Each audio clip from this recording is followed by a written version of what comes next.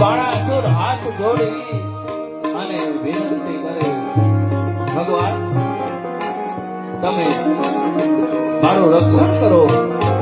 અને આમ બાણાસુરની વાત સાંભળતાની સાથે જ ભોળાનાથ આજે ક્રોધિત થઈ ગયા છે, ક્રોધાયમાન થઈ ગયા છે કે મારા આપેલા હાથ એક ગોવાળિયાએ કાપ્યા, એની આટલી હિંમત.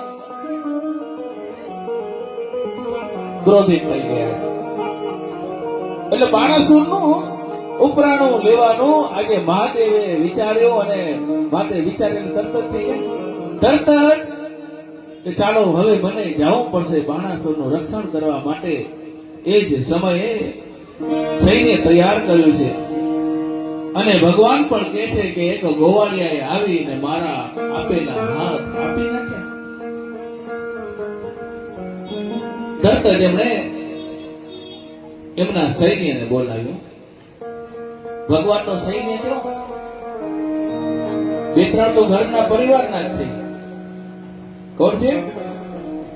બળ બળતા તો ગણેશ ચાલ્યા